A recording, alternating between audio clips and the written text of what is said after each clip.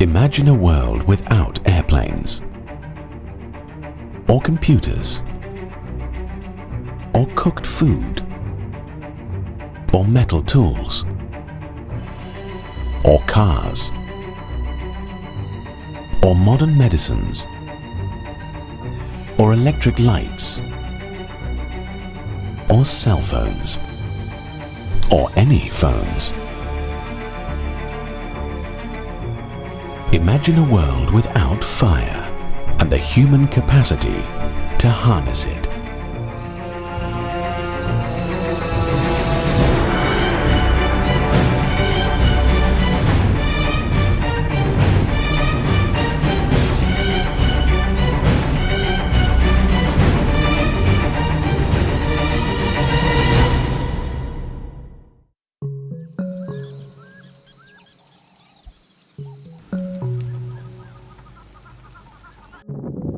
The San people of the Kalahari are an ancient race.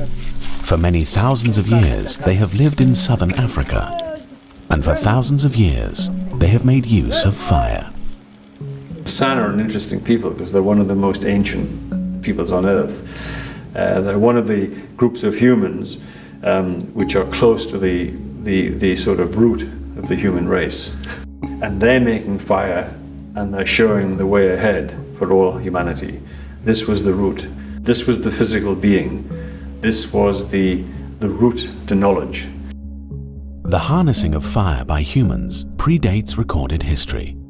Our use of fire is so much a part of human culture, in fact, that most of us probably don't give it a second thought. But the mastery of fire was one of the greatest turning points in human history. If humans had not learned to harness fire, the world as we know it wouldn't exist. It was the mastery of fire that allowed the development of technologies on which our modern lives depend. Fire enabled cooking, which made it easier for early humans to digest food and gain the calories they needed to nourish their large brains. Fire enabled ceramics, which led to the production of pottery, pipes, bricks, and tiles. Fire led to the creation of glass, which produced glassware, windows, plate glass mirrors, and eyeglasses. And fire led to the rise of metallurgy, which allowed us to transform raw ore containing copper, iron, and other metals into utensils, weapons, and tools.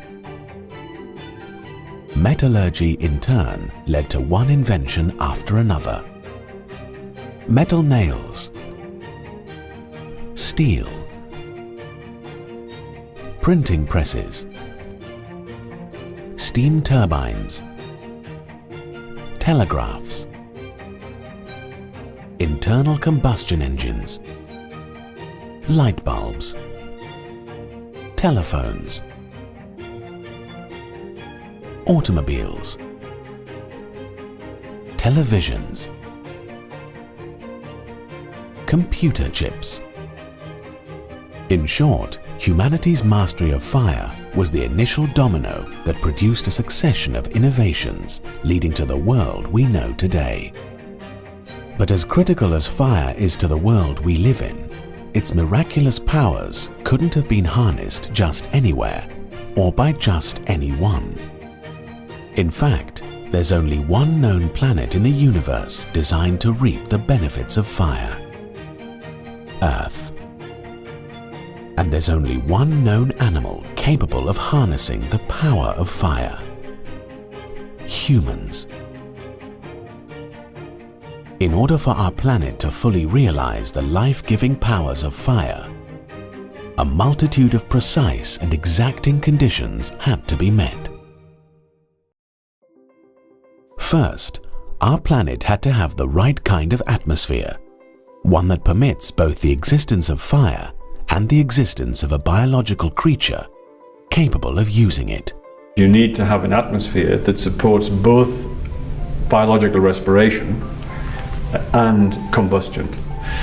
And it's not it seems, well, all atmospheres would be like that, but that's not correct. There's various types of atmosphere with different proportions of nitrogen and oxygen, different atmospheric pressures, in which we could breathe and survive okay, but you couldn't make a fire. And there's many atmospheres like that. So the first thing you need an atmosphere in which we can breathe and which can also support fire. That's condition number one. But to get the right kind of atmosphere, you also need a planet of just the right size. You need to have a planet about the size of the Earth. So why do you need a rocky planet like the Earth? You need that because if planets much larger than the Earth retain their primeval atmospheres, that is, they retain hydrogen and helium, light gases, and the conditions on large planets are incompatible with the sort of atmosphere we have. Only planets of the right size can possess an oxygen-rich atmosphere, which is required if you want to have both respiration and combustion. Planets much larger than the Earth, like Jupiter, retain light gases like hydrogen in their atmospheres by their strong gravitational pull, and cannot undergo planetary and atmospheric evolution into a rocky planet like the Earth with an oxygen-rich atmosphere. Planets much smaller than the Earth, on the other hand, can't maintain free oxygen for another reason. A small planet's gravitational pull is so weak that oxygen molecules will float away into space. Only a planet roughly the size of Earth has a gravitational pull strong enough to retain an atmosphere like our own, containing oxygen needed for combustion and respiration, but weak enough so that it won't retain its primordial hydrogen. Our Earth is big enough to retain heavy molecules like carbon dioxide and oxygen and water vapor and things. It's got enough pull to keep them in, but it lets the hydrogen and helium go. You need a rocky planet, something of the size of the Earth, to have an atmosphere like ours which will support respiration and combustion. In order to harness the most important benefits of fire, you also need the right kind of fuel. Fuel that can generate fires with sufficient heat. Working with iron typically requires heat in excess of 2100 degrees Fahrenheit or 1200 degrees Celsius. You can't achieve or maintain that sort of heat simply by burning grass or branches. You need coal or charcoal or something equivalent. But the existence of such fuels depends on the flourishing of large, woody plants. Those plants in turn are made possible by a molecule known as lignin. Lignin strengthens cell walls, allowing plants to grow taller, and it slows the breakdown of organic matter in the soil, providing a soil rich enough to support large trees. Many scientists also believe lignin facilitated the creation of vast deposits of coal in Earth's history by preventing the breakdown of organic matter until it could be fossilized. According to Denton, without lignin there would be no woody plants, no wood, no coal, no charcoal, no fire, no pottery, and certainly no iron and probably no other metals or metallurgy. But even once you have the right kind of fuel, that's still not enough. You also need a living being capable of making and using fire. And to be able to do that, the living being must have a body of just the right size and design. To get a fire sufficiently hot to smelt metals, you really need to have some big chunks of wood, or use charcoal or coke. You can't smelt a metal by burning bits of grass. So you've got to be able to hew some wood and assemble a considerable number of blocks of wood to get a really hot fire. I mean, you can't imagine an ant handling fire because it would burn up long before it got to the actual fire. We have just the sort of basic android design to do it. We're quite tall, we've got long arms which we can attach sticks to. So we can manipulate the fire with our arms, and of course with our hands we can actually get the fire going by the Boy Scout methods of friction and things like this. So our bodily design enables us to handle a fire, a large fire which generates significant heat, heat sufficient to smelt metals from the ores. The only biological design of an organism that could handle a fire, make fires and regulate it, seems to be a biological being of a design very similar to our own. I can't think of any other design that would really work. I mean, certainly an elephant won't work, neither will a parrot, and certainly no aquatic organism, however intelligent. I mean, dolphins are quite intelligent, but even if a super intelligent dolphin could never make a fire because it's living in the water and it can't do anything on land. So you've got to be a terrestrial organism of about our size and build to make a fire. I think that's unique. I think we're unique. Chimp would have difficulty because they're not as manually dexterous as us. They come closest to an organism that might be able to make a fire, but they don't really have the dexterous fingers that we have. They're not as dexterous as us. But in any case, a chimp's approaching our android design.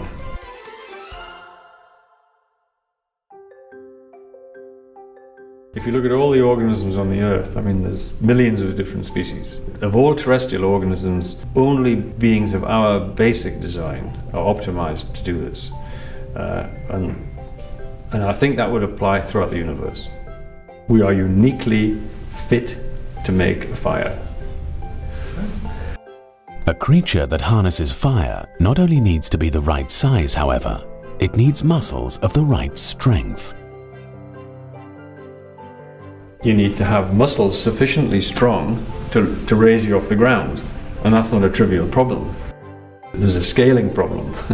The bigger and bigger the organism gets, the less and less relatively powerful its muscles are. And so the fact that we can stand upright depends on the fact that you can have muscles as strong as they are. And in fact, if we had to stand much higher than we are, probably an android form like us would be impossible. So you need muscles of a certain strength. Now it so happens that the sliding filaments, which are the basis of all biological muscles, are packed to crystalline density in every muscle on Earth. They depend on the weak chemical forces which are involved in the sliding process. So you can't make muscles any stronger than they are. If it were the case that muscles were 3 or 4 times less strong, we would never stand upright on the planet's surface. So you need muscles of a certain strength, and it's a close call. A fire-making creature also requires nerves that can transmit messages with the right speed. You need fast nerve conduction, because even walking down the street, your muscles are contracting and relaxing all the time, and it's highly complex. Walking is a very complex thing. Fast movement manipulation is a very complex thing. You need very fast nerve conduction to use the muscles to achieve particular ends. And certainly making a fire is very complicated, and you need, not only do you need your muscles, you need fast nerve conduction as well. And it so happens that nerve conduction speeds are commensurate with beings like ourselves functioning as mobile entities on the planet's surface. But again, it's a close call. It's almost certainly the case that you couldn't make nerves to transmit the impulse any faster. It's just about as fast as you can get it. That's another close call. But it's not enough to merely have fast nerve conduction. A creature who hopes to utilize fire needs to have nerves that are the right diameter.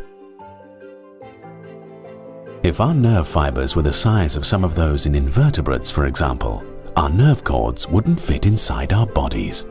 If the radial nerve supplying the muscles of the arm had to be many times bigger, the nerve cords would almost be as big as the actual arm itself.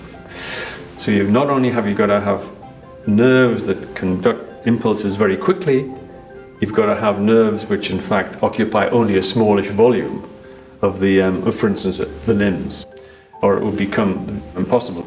In the case of good vision, which you also need to make a fire, the optic nerve would be as big as the head. You could never get the optic nerve out. So the diameter of nerve axons, the speed of nerve conduction, and the power of muscles is all commensurate with a being of our size functioning on a planet like the Earth, where you can make a fire. So there's many conditions that have to be fulfilled.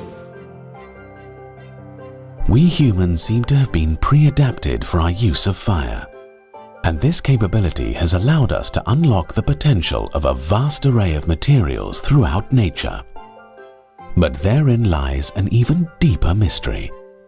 For the human use of fire to result in new technologies, nature had to be seeded beforehand with compounds and elements with powers that could be unlocked by fire. Such materials don't have to exist, but on our planet they do, and they exist in abundance. According to Denton, it's as if the materials of nature themselves were prepared beforehand to facilitate our technological development. It's not a new thought.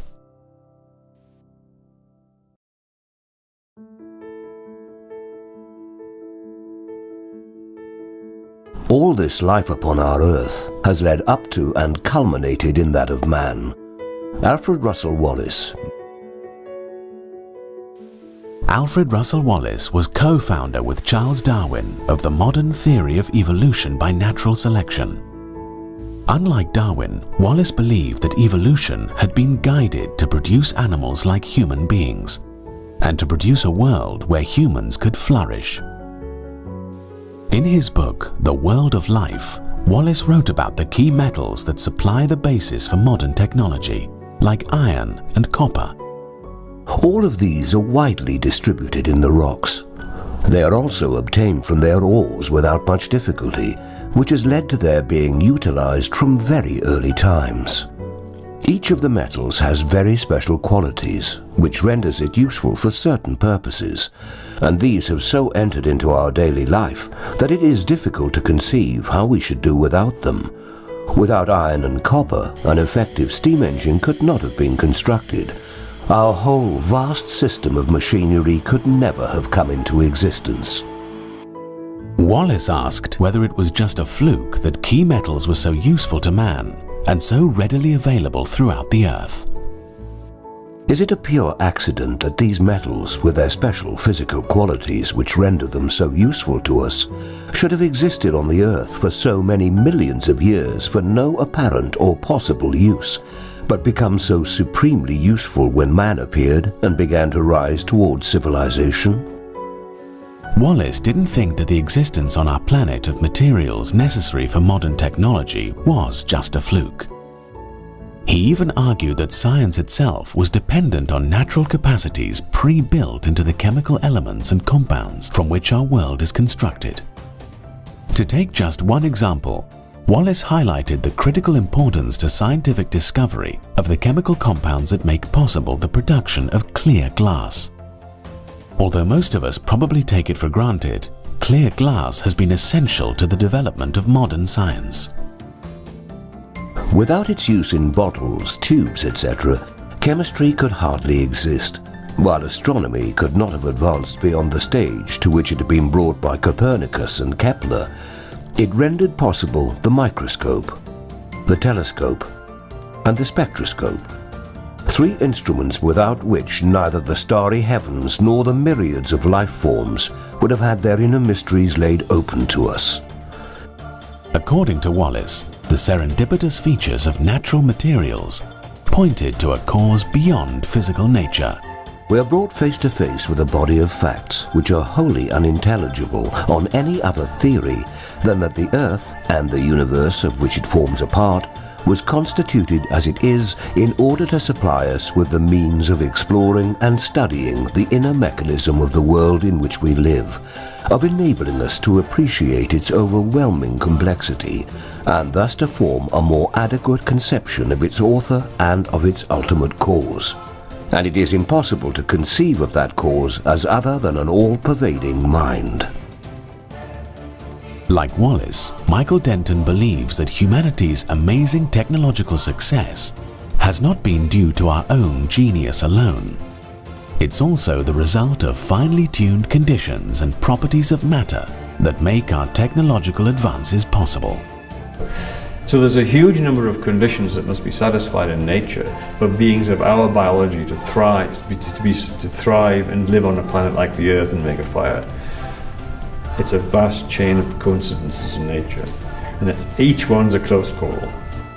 We have reaped the benefits of the technological revolution enabled by our mastery of fire. But our potential to make and use fire seems to have been built into our bodies and into the Earth's biosphere from the very beginning.